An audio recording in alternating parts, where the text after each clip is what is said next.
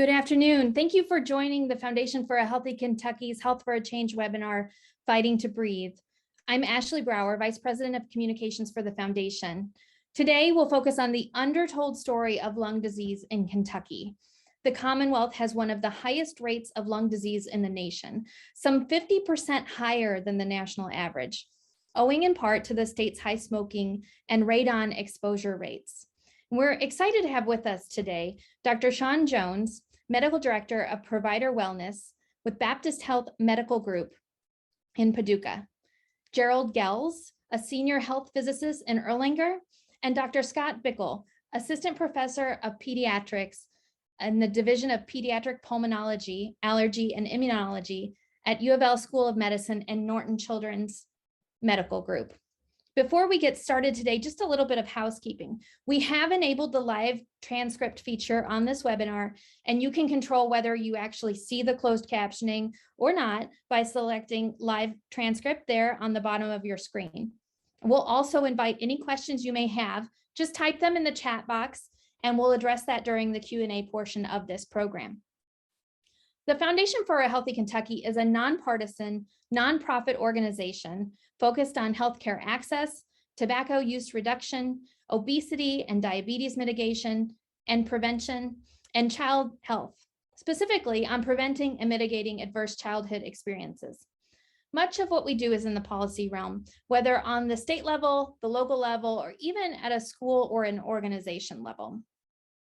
We are proud to support KET's documentary, Fighting to Breathe, Lung Disease in Kentucky, along with the Kentucky Medical Association and Anthem Foundation. This three-part series with a panel discussion to follow begins tonight, 8 o'clock Eastern on KET. The series will examine the causes of lung disease in the Commonwealth and the impact on those afflicted and the exciting new developments in treatment and prevention. So we have a video for you to take a look. Not being able to breathe is one of the most horrible experiences a person can have. For COPD, smoking is the predominant risk factor, and probably 80% of COPD is related to smoking, but there are certainly folks that do not smoke and get the disease. We are learning about the whole spectrum of what we would call polluted air. We're learning that these very, very small particles, ultrafine particles, are a new frontier.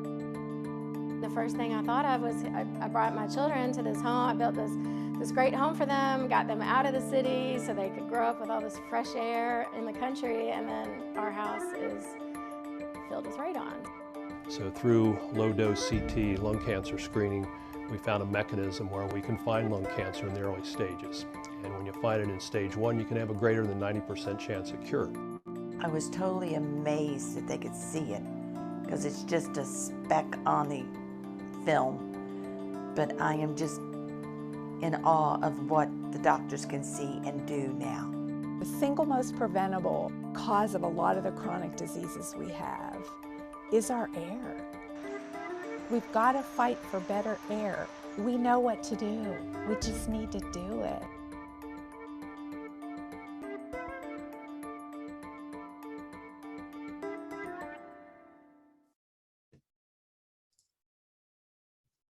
So today our guests are going to go a little bit deeper into the policies that could make an impact on Kentucky's lung health. And we want to start today with Dr. Jones. Hi, Dr. Jones. Thanks for being with us. Please take it away. Thanks for having me, Ashley. So when we think about lung health and we look at lung cancer and policy options that we can consider, particularly when it comes to overall lung health, I think it's important to take a step back and look at a historical perspective and get some sense of where we've been and where we are and possibly where we can go in terms of policy options. Certainly, Kentucky has a very high smoking rate, and presently we rank number 2 in the rate of smoking in the United States. Often we are number 1. It kind of depends year to year. Sometimes we are below West Virginia, as in this year. I think our rate of smoking is 21.4%, and theirs is just above 22%. But that rate of smoking, since smoking is the predominant etiology or cause of lung cancer, results in us having the #1 rate of lung cancer development in the country. We also have the highest rate of lung cancer mortality in the country, and that's directly attributable to our rate of smoking. Smoking accounts for over 90% of all new lung cancers in terms of cause. There are other causes and other things that result in that, as Mr. Gels and Dr. Bickel are going to talk about later, and I will leave that to them. But I want to say, in terms of lung cancer development, when we talk about how prevalent it is, it's the #1 killer of adults, both men and women, in the United States. It hasn't always been that way. When I was in medical school, I had a professor who was giving us a lecture on lung cancer.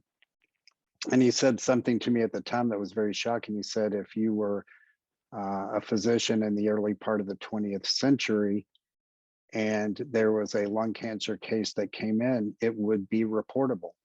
And in fact, at that time, if they found a case of lung cancer, they would bring all the medical students and the residents around to look at that patient, because they would tell them that you may not ever see another case of lung cancer in your career.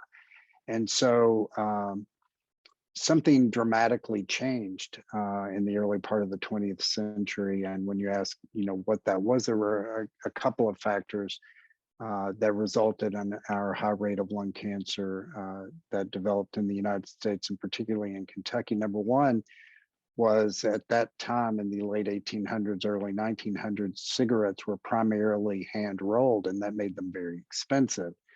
But there was the development of a cigarette rolling machine that would put out around 140,000 cigarettes in a 10-hour period. And so the American Tobacco Company bought 2 of those machines and started mass producing cigarettes. Secondarily to that, in World War I, tobacco companies gave away cigarettes to soldiers. And in fact, General Blackjack Pershing famously said that cigarettes were every bit as important to the war effort as bullets. And so as a result of that, in fact, packs of cigarettes were actually given in ration kits to soldiers. So as a result of that, a large number of people became addicted to tobacco, and particularly cigarettes. And there was a relatively sudden rise in the development in the rates of lung cancer in the United States. And Isaac Adler was the first in 1912 to sort of identify possibly the connection between the development of these increasing rates of lung cancer and smoking. Of course, our smoking rates in the United States began to climb and peaked around the mid to late 50s and early 60s in the 45 to 47% range. That's almost 1 out of every 2 Americans who were smoking at that time. Following the Surgeon General's report in 1964, then the rates of smoking started to decline. But when we look at what happened and how we've been in Kentucky, we have made progress. So I think it's important to note that, 10 to 12 years ago, our smoking rates were around 30%. The rest of the country's on average was around 21 or 22%. And so we've dropped into that 21% range, but everyone else has dropped as well. And so I think we've got a long way to go in terms of the policy options that we have to address the smoking rate, particularly in the Commonwealth. And there's a slide that's being projected that looks at the state as a whole in the counties. We have some local municipalities, about 41 in Kentucky, that have passed smoke-free ordinances or laws that restrict smoking in indoor public spaces. And in those places, the smoking rates have dropped some, but you can see where the dark areas are, particularly like Monroe, Metcalfe, Allen counties in the lower or south central part of Kentucky. The smoking rates are practically as high there as they ever have been in the United States.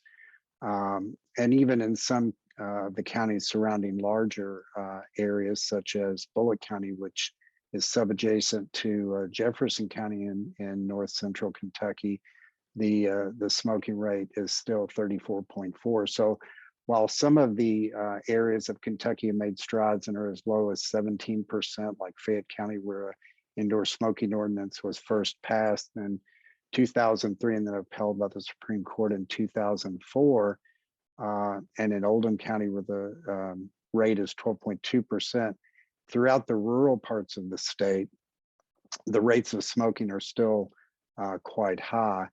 And that's one of the reasons I think it's really important when we think about the demographics of smoking and who lung cancer affects. It's always those who are economically disadvantaged who bear the brunt of this disease burden. And so it's really important for us as healthcare workers, as providers of care, and as legislators and citizens to understand that while we may live in an area that has passed a smoke-free ordinance or a law that less than 37% of the state is actually covered by smoke-free legislation.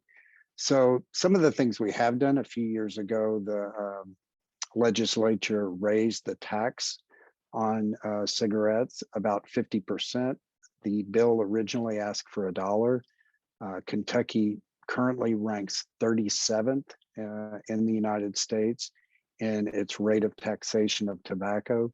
And for us to be 37th and our lung cancer rate to be so high and our smoking rate to be so high, when we know that the number one reason people will cite for quitting, and one of the most effective ways we can help them quit, is to raise the price of tobacco and make it economically disadvantageous for them to continue to smoke.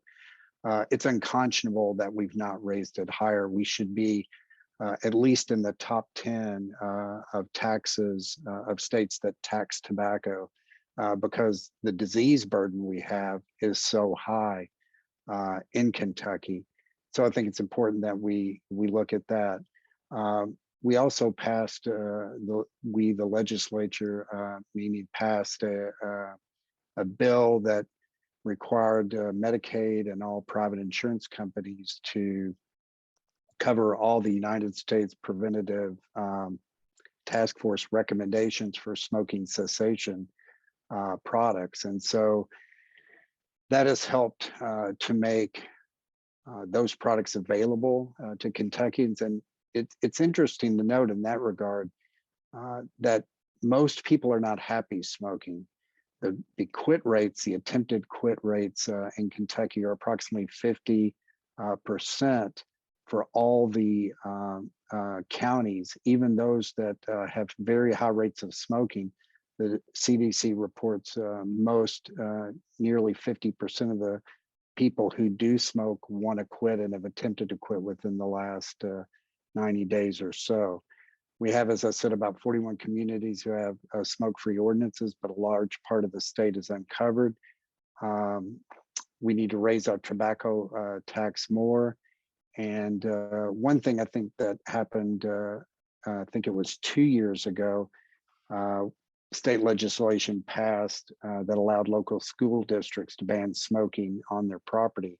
The Kentucky Medical Association, the Kentucky Foundation for Medical Care, and the Foundation for a Healthy Kentucky even went together and provided signage to those school districts that made that decision to go smoke-free, because we thought it was important that be advertised, that they had made that decision. And we know that kids who grow up in smoke-free environments in school, where they go to restaurants that are smoke-free, have a much less likely chance of beginning to smoke as they become teenagers and young adults. So I think some of the things we can do are before us in terms of taxation, a statewide smoke-free law, which would be incredibly beneficial to reducing smoking rates, and as well, I think very importantly, changing the culture in Kentucky with respect tobacco. So those are some of the things I think that we can do as a state that would help curb our lung cancer rates. And then I think finally, there's a bill currently in the legislature, House Bill 219, which has passed the House and is currently in the Senate, that would establish a committee, a lung cancer screening program that's based on the very successful colorectal screening program that would provide funding for early screening. The United States Preventative Task Force has expanded the screening recommendations for lung cancer. Our rates of lung cancer in Kentucky are high, and our morbidity and mortality from lung cancer are high because we diagnose those cancers late. And so these expanded recommendations, as promulgated by the task force, would allow us to screen patients who have smoked for 20 years or more, former smokers or current smokers who are between 50 and 80, to get this low dose screening and allow us to hopefully diagnose cancers at an earlier stage. And now we have the capacity, both thoracoscopically or endoscopically, as well as robotically, to resect cancers, as the video said, at a much earlier stage, in the T1 stage, when they're over 90% curable. And hopefully those patients who are then diagnosed with a cancer will be caught much earlier and theoretically be curable. So those are the things I think we can do as a community and as a state to help our patients who have smoking to try to quit, or have started smoking to try to quit, and as well to treat patients who develop lung cancer, to treat it more effectively, more appropriately, and earlier. So now I will turn the program over to Mr. Gels, who is the Senior Health Physicist. Mr. Gels. Thank you, Dr. Scott. I just want to talk a little bit about radon. It's one of the things I've been interested in for my whole career. I started working over 50 years ago in a program with the Public Health Service, in which we were collecting used radium sources that doctors were storing in their facilities and didn't want anymore. And we knew that some of them were being defective and were leaking, and the leakage was radon coming out of those sources. So I had to find out about radon when I started my career. And it was a very interesting time, and we collected a lot of sources and took them off the doctor's hands. They paid big money for them back in the 20s and 30s because the radiation was the source of being able to cure cancer. But the radon leaking out is coincidentally and tragically was also causing cancer, although at that time we really didn't know it. What is radon? Well, first of all, let's look at where radon is prevalent in slide number 1. And this is a map of the United States, and the dark red areas are the highest levels of where radon is measured, and the yellow areas are less likely. So you can see in Florida and Texas, some of the Atlantic coast areas of some states and some of the Pacific coast areas are fairly low in radon, but Kentucky and Ohio and Indiana and lots of other states are in zone 1, which is the highest radon levels. That's kind of an interesting fact that doesn't necessarily mean it's going to be coming out of the soil into your house, but let's talk about that. If we can go to slide number 2, we can look at the, let's switch to slide number 3. Sorry, I got them switched up. This is a periodic table that many of you are familiar with from high school.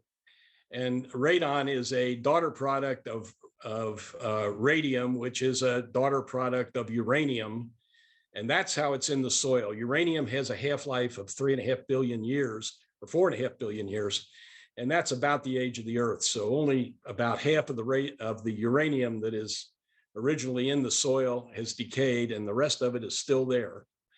And uranium will decay into other products, eventually to radium, which will decay with a half-life of 1,600 years into radon, which is on the right-hand side in the white column on the very right-hand side, the noble gases. You see helium at the top. And if you go near the bottom, you can see radon, Rn, which is atomic number 86.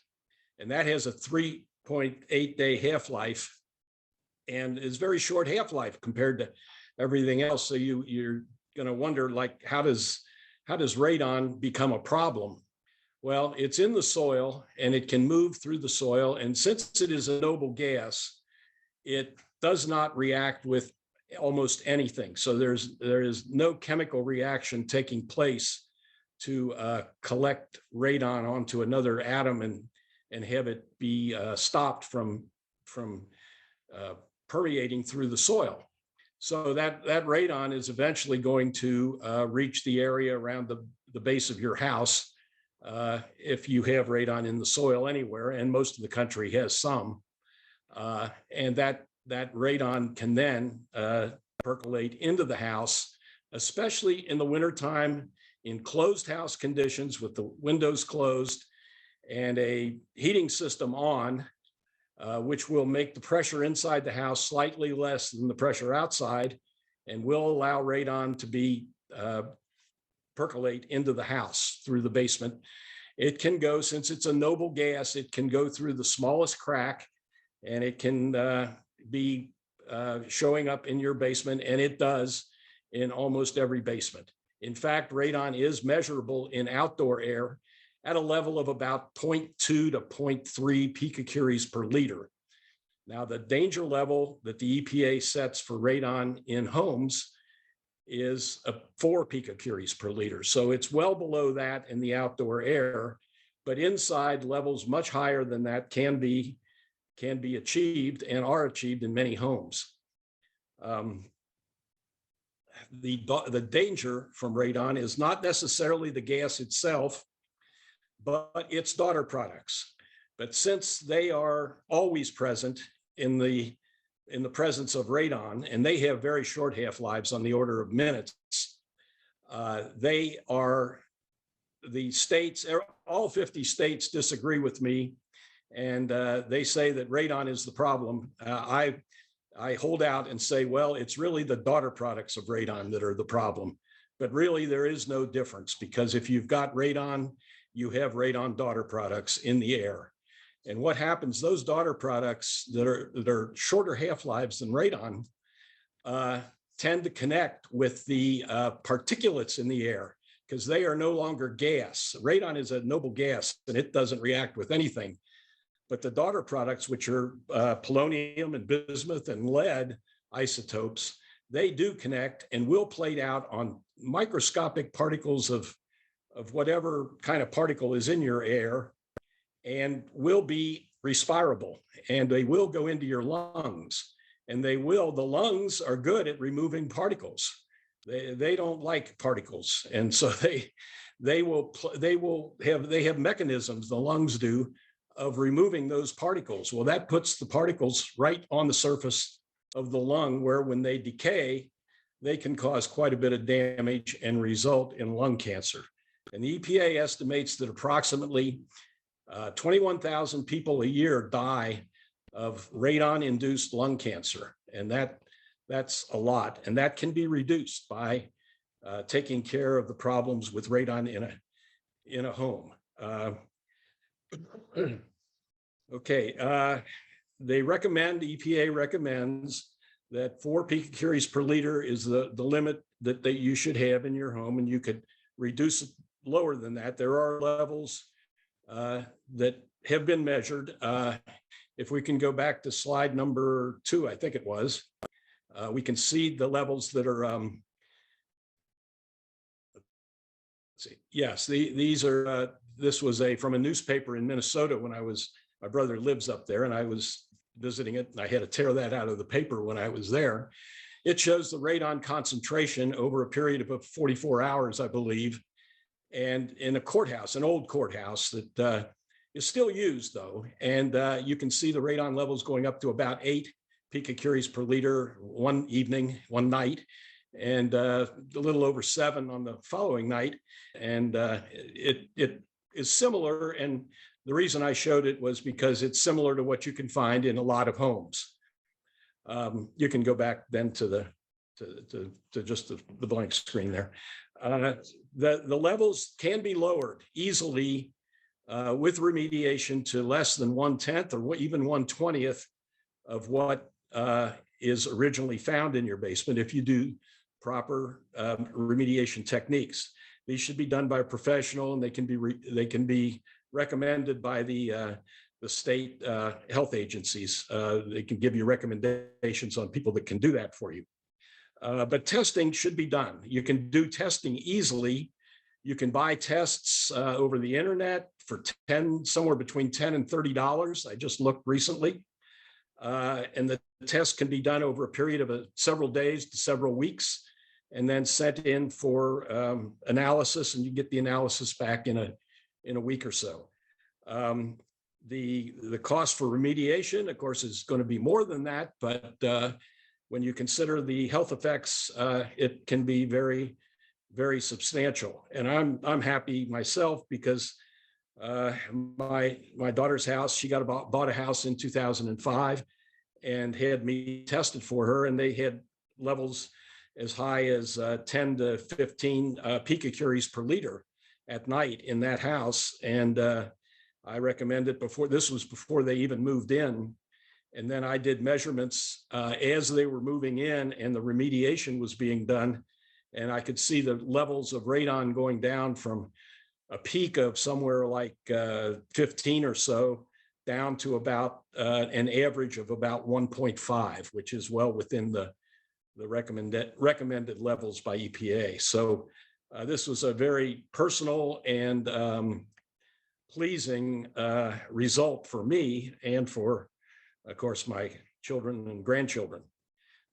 So the cost for remediation was not cheap. It just could have been somewhere between $500 and $1,000 for what they had done, but it was very, very effective.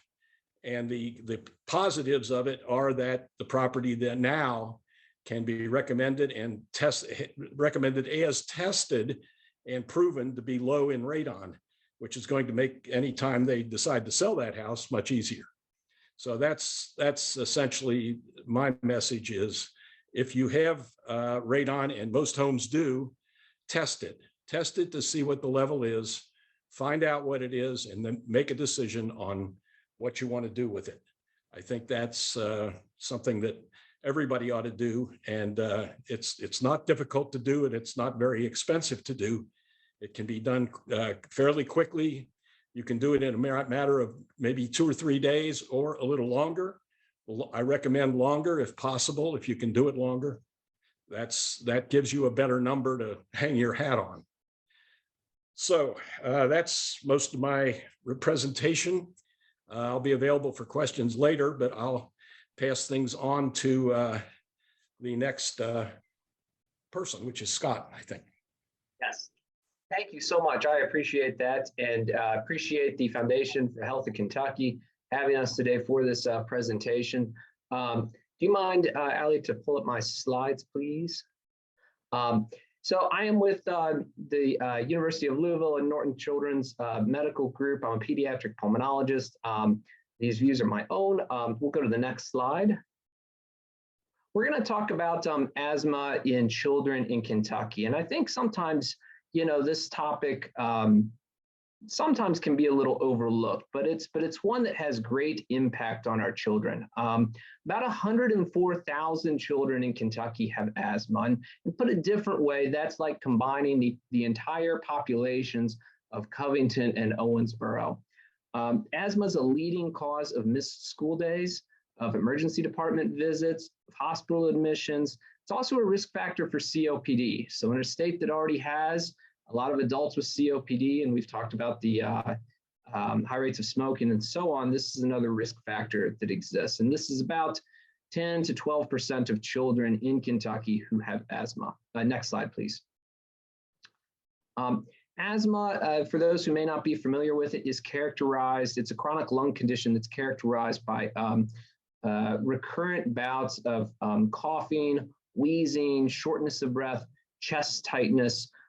These attacks or exacerbations, they can be mild, they can be moderate, they can be severe, even life-threatening. Unfortunately, every year there are a handful of children that die from asthma in Kentucky, and so it continues to be a major public health problem. It can be well controlled with proper medications, but honestly, a lot of the management involves minimizing the risk factors and triggers. Next slide. And there are quite a few potential triggers for children with asthma. Some things we think about, tobacco. I think many people, probably know that air pollution would be a risk factor. But other things that, some we can see, some we can't, dust mites, mold, perfumes, air fresheners, anything that puts a scent into the air, even, vaping, electronic cigarettes, and so on can do this as well. So lots of different triggers that we need to take into account. Next slide, please.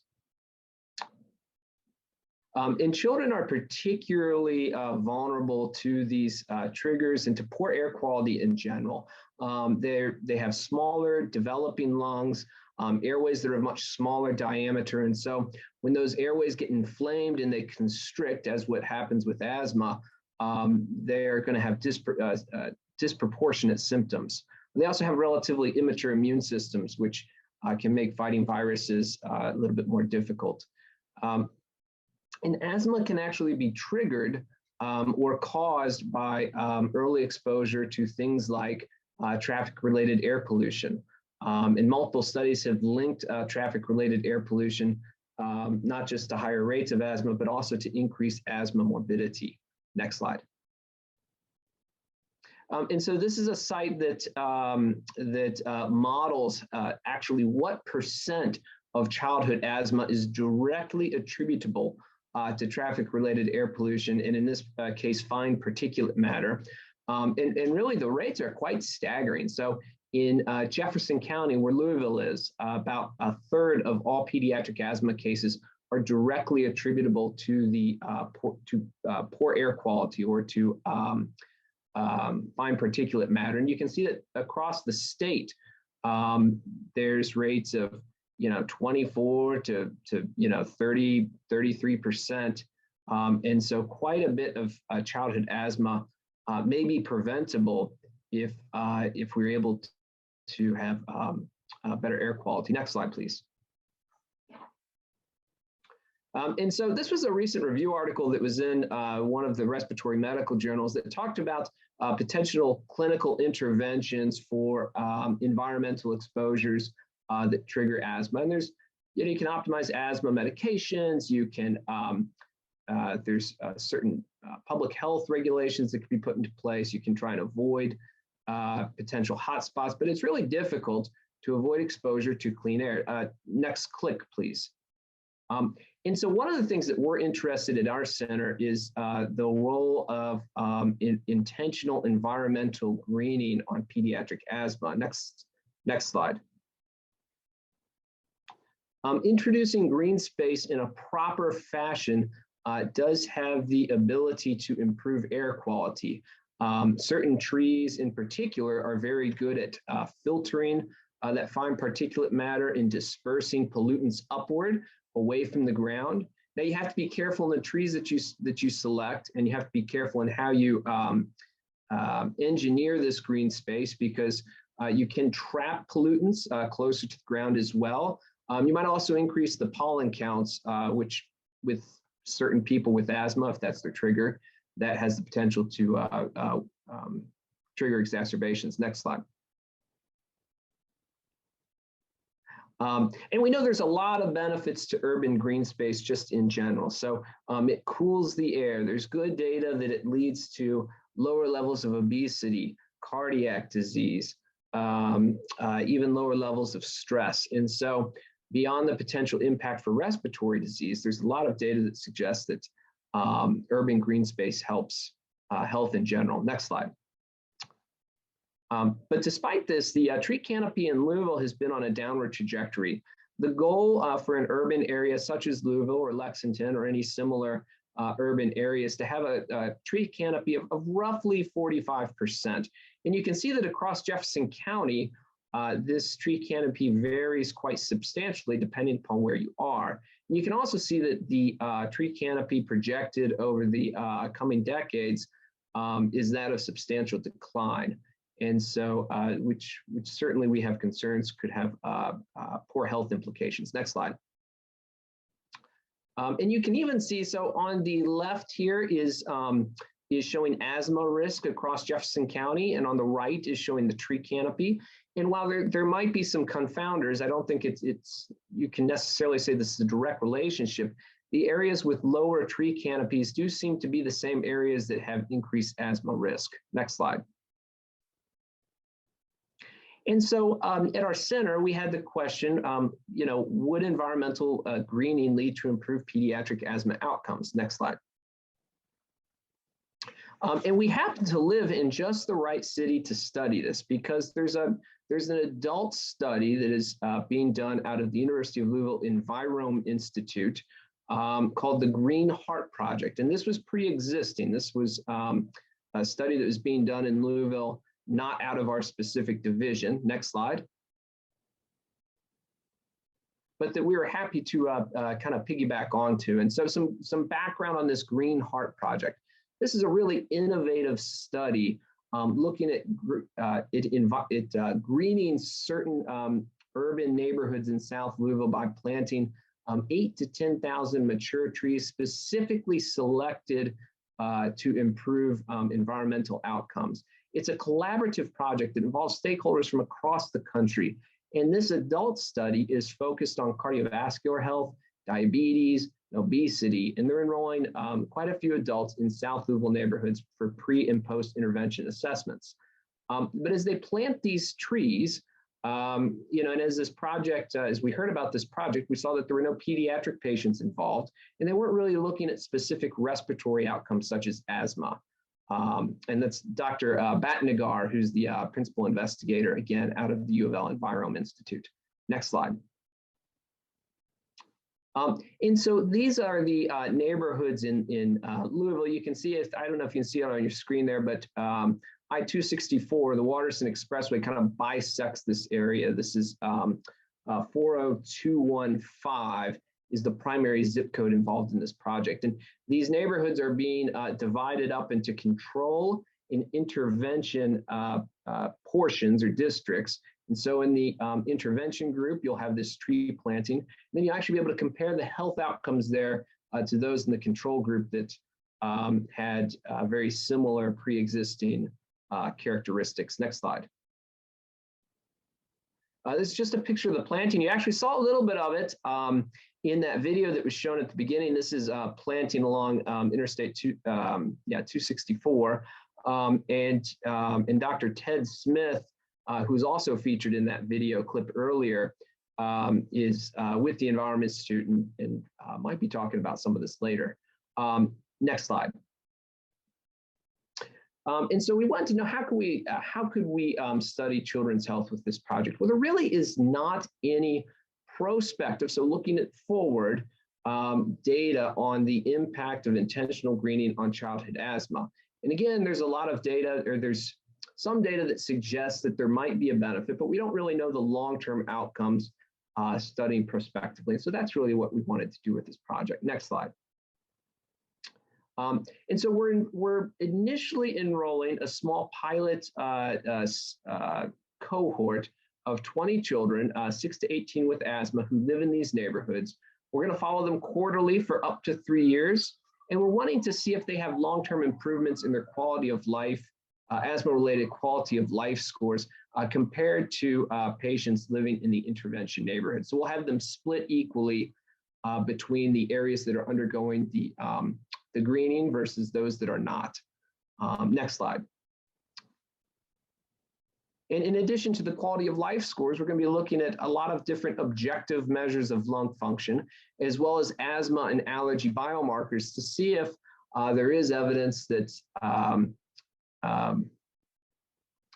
allergic sensitization changes. And then we're also looking at differences in environmental exposure. So seeing if these patients have evidence of more plant exposure, more sunlight exposure with vitamin D being a proxy for that. And we can also measure pollutant exposure. And so we'll be able to see if there's a difference there between the two groups. Next slide. And so if by chance you happen to be watching and you might know someone who would be interested in enrolling, this is our contact information. We'll also be looking, after in a couple of years, we'll be looking retrospectively as well to see if there's been changes in ER visits, in hospital admissions, in rates of asthma exacerbations in the control versus intervention group. Next slide, please. Now, I want to just kind of pivot a little bit from the green lung study and just kind of talk about what some of the challenges that we face in Kentucky. Now, I think Dr. Jones did an outstanding job of highlighting a lot of the issues that we face in terms of policies and trying to lower the rates of smoking. And I'd say that, if you've not looked at the American Lung Association's website, they have a lot of very specific information on policy changes that can be made in this state to help reduce the rates of smoking and so on. And in the pediatric population, another thing just to keep in mind is the rates of vaping and electronic cigarette use.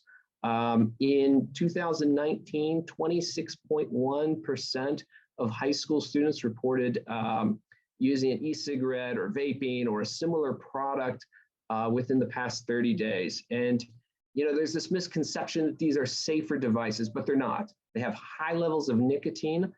They're oftentimes flavored, and they're designed really designed to promote addiction. And so, when we look at public health policy, this is a great area to look at for possible interventions. And so the other thing, that the American Lung Association has that I think specifically relates to pediatric asthma is they have lots of information on creating schools that are asthma friendly. So their asthma friendly school initiative looks at things like reducing the number of triggers that might be present in school, reducing exposures to strong scents, perfumes, things like that, making sure that staff knows how to respond to an asthma exacerbation, that schools are properly stocked with products they need, et cetera, and so on. And so, again, these are all things to look at for respiratory health for children in the state of Kentucky. Next slide. So, just some conclusions. So both indoor and outdoor air pollution are substantial contributors to the burden of pediatric asthma. We hope and we think that planned environmental greening might improve air quality. We're actually hoping to produce data to show one way or the other. We're hoping that depending upon our results, this might help validate a model that other neighborhoods and cities can replicate, both within Kentucky and beyond. We've also been able to establish partnerships with other regional and university entities for future collaboration to hopefully improve the respiratory health for children in Kentucky. Next slide. And then just a special thanks to those who have funded some of our research, to those in at the UofL Environment Institute involved in the parent Green Heart study, in our pediatric clinical research unit at Norton Children's Medical Center, who are involved in pediatric studies across the spectrum to serve our state, and then folks within our division and the American Lung Association. So with that, thank you so much, and I'll take questions as part of the broader discussion. Thank you, everybody. Thank you, Dr. Bickel. I want to bring Jerry back in here and Dr. Jones as well. If you all have any questions, please type them in the Q&A or the chat box, and we'll address those. But I kind of wanted to start the conversation with our panel as it surrounds health equity. We've touched on it in all three of your presentations. We just saw the tree maps, and you look at, some of the most under-resourced areas of the Louisville community are exactly where there isn't as much tree cover and there is more asthma. And even, the rate on the testing is maybe not super expensive, but if you have to mitigate it, that's going to be over $1,000, and that's expensive. And so, if you guys can sort of just talk about how do we address that as it pertains to equity? I think from a pediatric standpoint, I think there are initiatives in place, it's at a local community level, but then it needs to extend upwards, to the even to the state level to help expand resources for, say, so for us, for example, transportation is oftentimes a major barrier, getting kids to appointments, making sure that health plans are covering the medications that are needed to treat. But then, we also have services like Doctors and Lawyers for Kids that help out with a lot of the overlapping issues. So housing concerns that might have mold or smoke exposure, or other things that might contribute to poor air quality and increased rates of asthma and so on. And so, it's a very complex topic, and one that certainly resources at different levels are needed to help address. Yeah, I agree with Dr. Bickel. I think this, problem with lung health, while I was speaking mainly about lung cancer and he with pediatric asthma, they sort of dovetail when it comes to smoking, because one of the earliest challenges to a statewide smoke-free law in California occurred because an adult woman with reactive airway disease sued the state that there was no smoke-free indoor law because she was barred from entering that establishment, just as well as someone who was in a wheelchair and didn't have a ramp. So we know that entering, the fine particles that are given off by a cigarette in an indoor public space will cause problems for pediatric asthma patients. It will cause problems for patients with COPD and other types of lung ailments as well. And so a statewide smoke-free law would even the playing field to some degree in making things more equitable. And also, I think the funding at our state level for preventative services with respect to tobacco cessation and prevention programs is almost embarrassingly inadequate.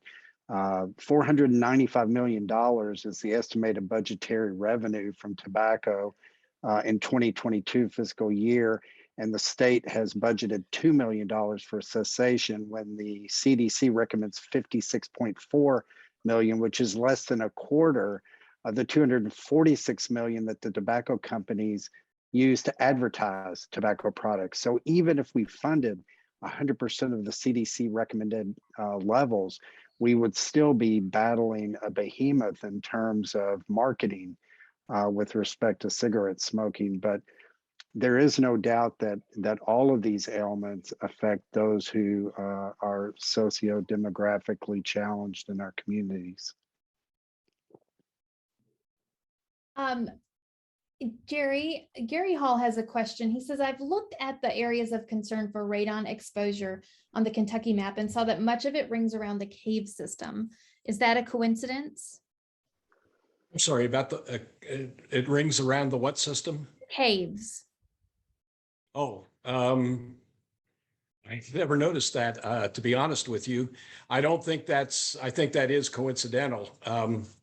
It's pretty much, if you look at the map of the United States, the radon is, high levels of radon are found in lots of areas where there are no caves. But the fact that there are some caves that might exacerbate the problem in a given local area. I'm not going to rule that out. If anybody else has any questions, please feel free to type those in.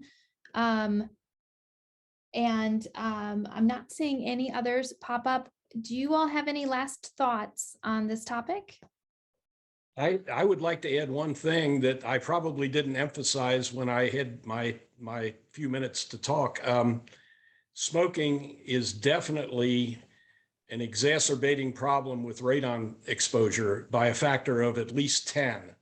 So all these possible lung cancers that are due to radon and daughter products are 10 times more likely if they are involved with smoking at the same time. So that should be mentioned, and I think the other two gentlemen are aware of that. Absolutely. Dr. Jones, any final thoughts? Well, I would just encourage people to get involved at the local level and at the state level, to be an advocate for clean air with respect to asthma, reactive airway disease, smoking, attributable disease. While lung cancer is the #1 cause of death in men and women in Kentucky, the fact of the matter is that if you take all smoking related illnesses in the United States, we kill over 1.5 million people a year in the US from smoking related illness. And COVID has taken approximately 900,000 people in 2 years. And we've rightfully so declared that an emergency. This has been going on with tobacco for decades, and we are still fighting a battle that a lot of those who are in positions of power don't seem to want to fight. And so it's going to take all of us together to really make a difference. Dr. Bickel, any final thoughts? Just that, echoing what Dr. Jones said, these policies are so important, and they've got to be directed at all ages. We've got to be thinking of ways to keep our children from starting these products, from the onset, from not being exposed to these products from the onset, whether that's, even in utero, we know that children who, are born to smoking mothers are much higher risk for asthma. Children who are in these households or in housing complexes where they're exposed are going to suffer tremendously. And so it really behooves us as a state to look at the data and act upon it. And excited for this series, and thank you guys so much for having us. Thank you. Thank all of you for being here. We really appreciate you sharing your time with us and your expertise as well. And before we go, I do want to put in one more quick reminder that Fighting to Breathe is tonight and next Monday at 8 and 8:30 on KET. And if you can't watch it live, they will have it on demand on the website. So be sure to check that out. We also have some upcoming Health for a Change webinars. Next month, we'll look at intimate partner violence. And in April, we're focusing on addressing farmer mental health and suicide. And all of that information is on our website at healthy-ky.org. And remember, if you can't attend it live, be sure to sign up anyway, because we will send you the link to the on-demand video once it is complete.